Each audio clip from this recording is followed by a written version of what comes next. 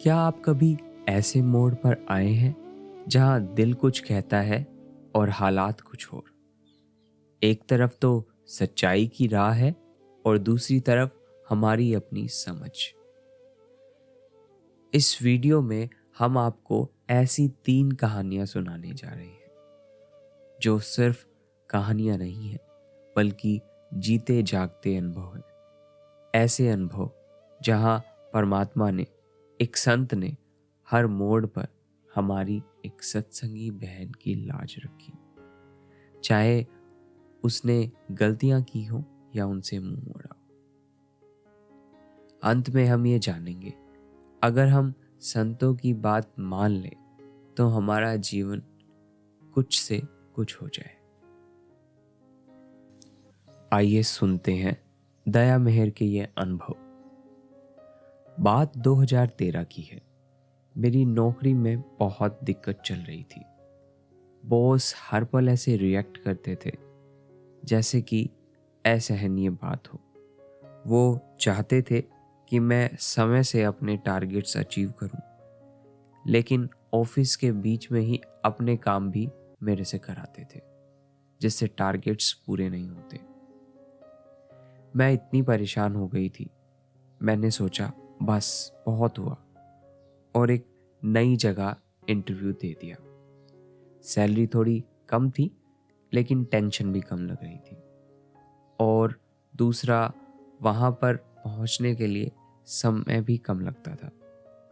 मैं महाराज जी के पास गई, उनसे पूछा, महाराज जी, क्या मैं ये नौकरी छोड़ दूँ? महाराज जी ने कहा, अभी 3-4 महीने रुक कर देख लो। लेकिन मैं अपने फैसले पर अड़ी रही।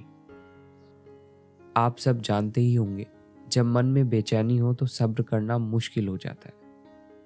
मैंने महाराज जी से पूछा, कल मैं नई जॉब का ऑफर लेटर ले लूं? महाराज जी ने कहा, जो तुम्हें ठीक लगे वो कर लो। और मैंने ऑफर लेटर ले लिया।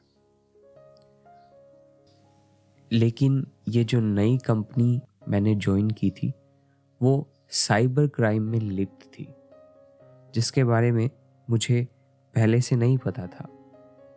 और वहीं दूसरी ओर, जिस कंपनी में मैं पहले काम करती थी, वहाँ मेरे बॉस ने रिज़ाइन कर दिया था और मुझे वहाँ पर प्रमोशन भी मिल जाती अगर मैंने महाराज जी की बात मानी होती, अगर मैं 2-3 महीने रुक जाती।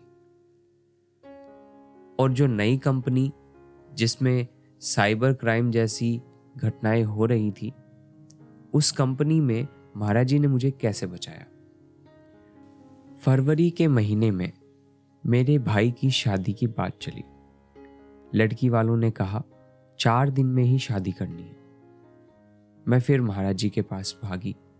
उन्होंने कहा, शादी हो जाएगी, उसकी चिंता क्यों करती हो, छुट्टी ले लो।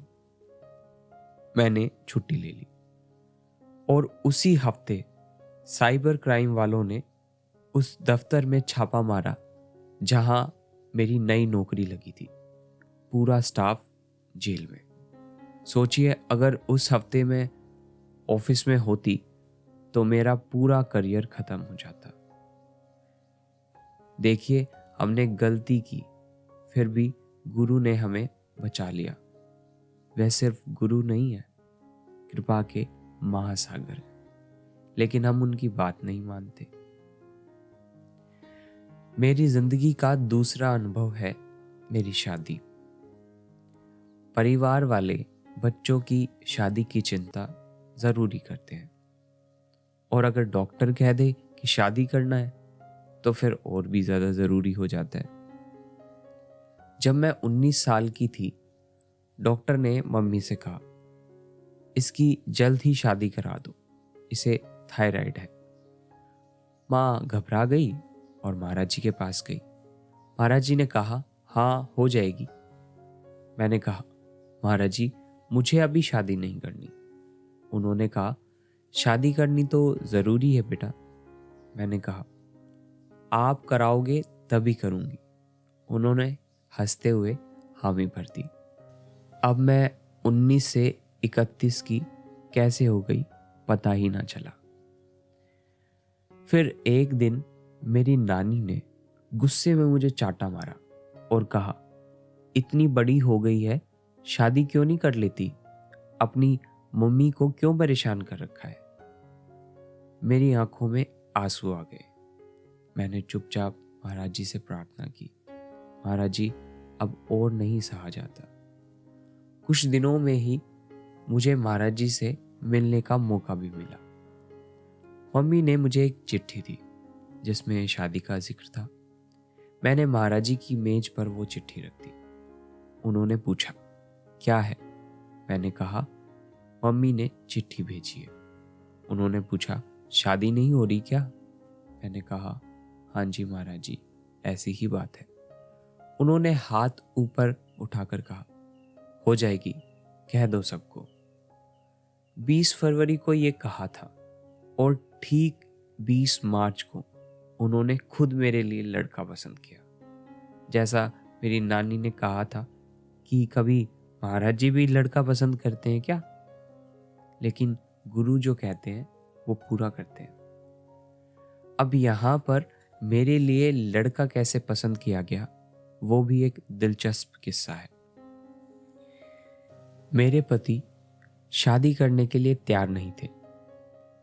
उनकी मम्मी उनके 30वें जन्मदिन पर महाराज जी के पास मिठाई का डब्बा लेकर गई ब्लेस कराने के लिए। तो महाराज जी ने सनी को डांट दिया और कहा, इतना बड़ा हो गया है, शादी नहीं करनी क्या? उन्होंने कहा, यानी कि मेरी सासू माँ ने, महाराज जी ये मानता ही नहीं। महाराज जी ने कहा, घर में जाओ, सोचो कैसी लड़की चाहिए, 3-4 जगह बात करना, अंत में मैं खुद फाइनल करूंगा। उस समय 2014 में महाराज जी रोहतक के दौरे पर थे। मेरी सासू माँ कुछ फोटो लेकर उनके पास पहुंची। महाराज जी ने मेरे पति से पूछा, तुम्हें कोई पसंद है? उन्होंने कहा, महाराज जी जो आप कहें वही सही। महाराज जी ने मेरी फोटो उठाई और कहा, इससे मिलो, बड़े प्यार वाली लड़की है, मुझे ये पसंद है। और अगले दिन ही हमारा रोका हो गया। एक बार हम खुद को उनके हवाले कर दें तो वो हमारी कहानियां खुद लिखते हैं, और क्या खूब लिखते हैं।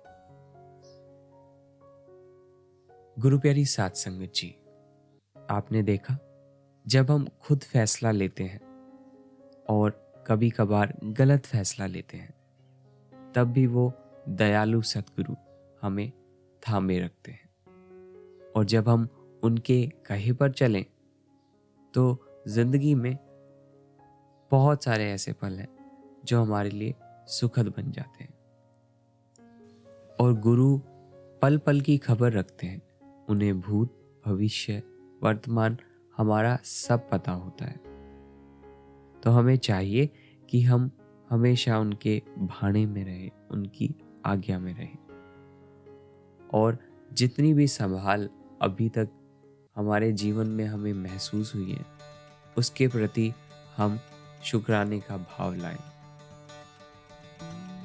अब फिर मिलेंगे किसी और दिन, किसी नए दया मेहर के किस्से के साथ। तब तक के लिए गुरु आज्ञा में बने।